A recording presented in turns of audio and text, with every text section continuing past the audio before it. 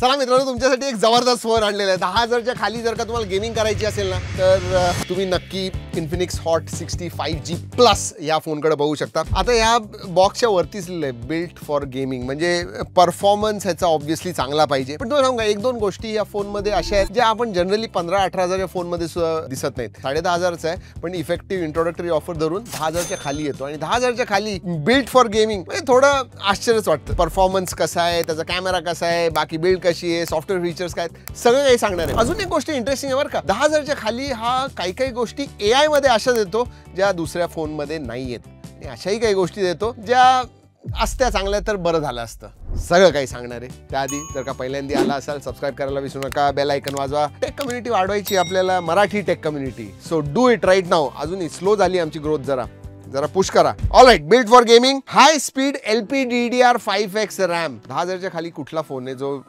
5 देतो? नाही, 5X देतो या. That is crazy. बॉक्स मस्त आहे, म्हणजे बॉक्सवरती काम केलंय. चला, alright, phone right up front.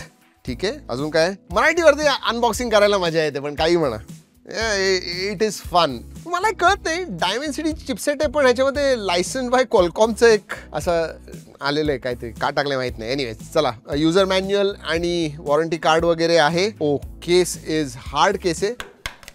Very nice, good quality केस, म्हणजे अशी फ्लुटेड ग्लास असते ना त्याच्यासारखं आहे. अजून काय? USB Type-A to Type-C charging cable आहे. सिम कार्ड टूल आहे. Very nice. And in the box तुम्हाला 18 वॉटचा चार्जर सुद्धा मिळतो, 18 वॉट चार्जर. चला, या सगळ्या गोष्टी ठेवूया साईडला. नाही, केस घालून बघायची मला.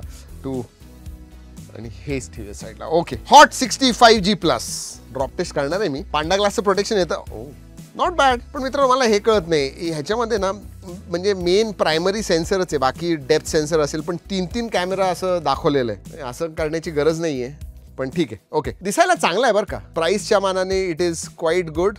फ्लॅट साईड्स वगैरे येतात. इन हँड फील चांगला आहे, no problems at all. Panda ग्लासचं प्रोटेक्शन येतं. ड्रॉप टेस्ट करूया. चला, 1 2. नाही, अरे स्क्रॅच गार्ड सुद्धा आहे. आधी स्क्रॅच गार्ड काढूया, मग करू परत, कारण की स्क्रॅच गार्ड होतं तर नाही. 1 2.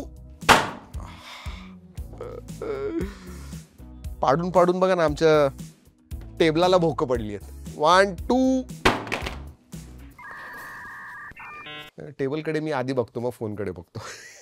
चलो, good, not a problem. Strong आहे, काय प्रॉब्लेम नाही. 3.5mm जॅक येतो, मायक्रोफोन येतो, USB Type-C आहे, स्पीकर ग्रिल आहे. राईट हँड साईडला 3 बटन आहेत. एक असं ऑरेंज कॉपर कलरचं बटन आहे, that is basically an AI button. या प्राइस रेंजमध्ये तुम्हाला AI बटन वगैरे असल्या गोष्टी मिळत नाहीत, ह्याच्यामध्ये मिळते. त्यानंतर साईड माउंटेड फिंगरप्रिंट सेन्सर आहे आणि वरती व्हॉल्यूम रॉकर आहे. वरच्या बाजूला काही नाहीये. लेफ्ट हँड साईडला सिम कार्ड ट्रे आहे आणि SD कार्ड स्लॉट असावा माझ्या हिशोबाने.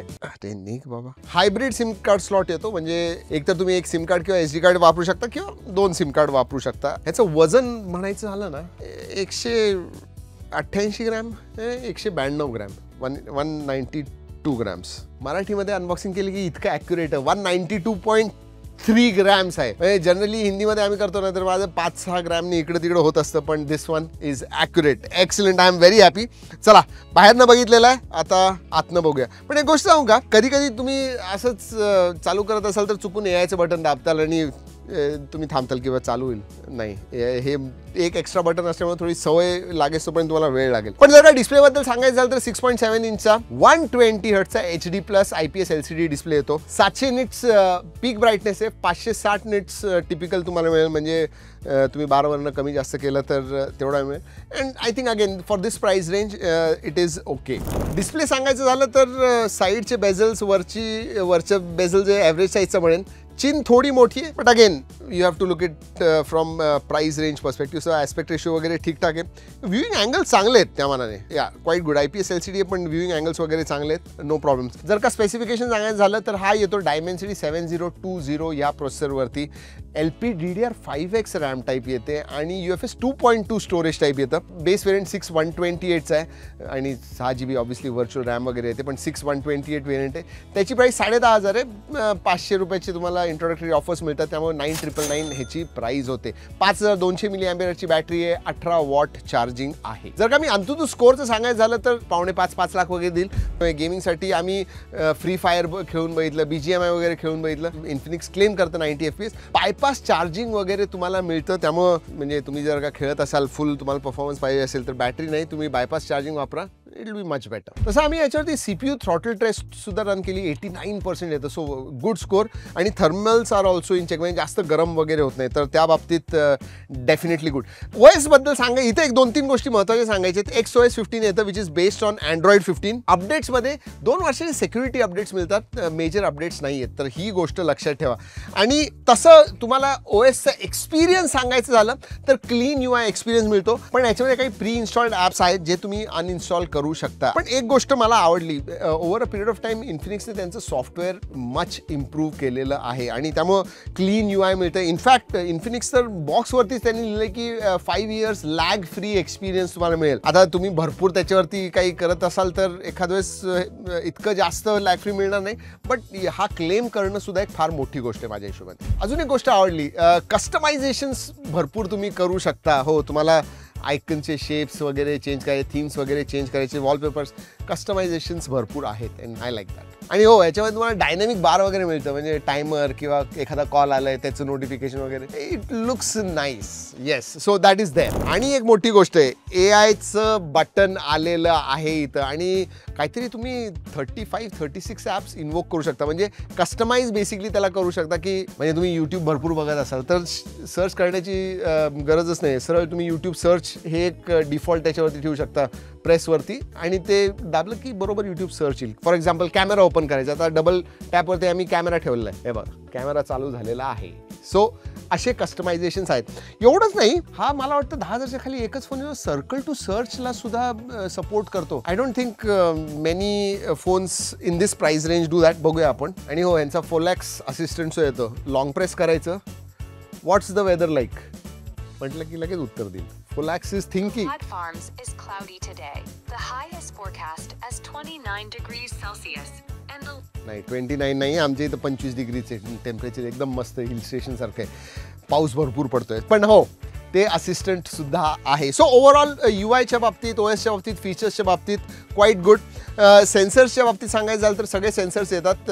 जायरोस्कोप हा सॉफ्टवेअर बेस्ड आहे, फेस अनलॉक आहे, साईड माउंटेड फिंगरप्रिंट सेन्सर आहे, चांगले चालतात. कनेक्टिव्हिटीच्या बाबतीत सांगायचं झालं तर डुअल बँड वायफाय आहे, ब्लूटूथ 5.4 आहे, 12 5G बँडचा सपोर्ट येतो, IR ब्लास्टर सुद्धा आहे, NFC नाही आहे.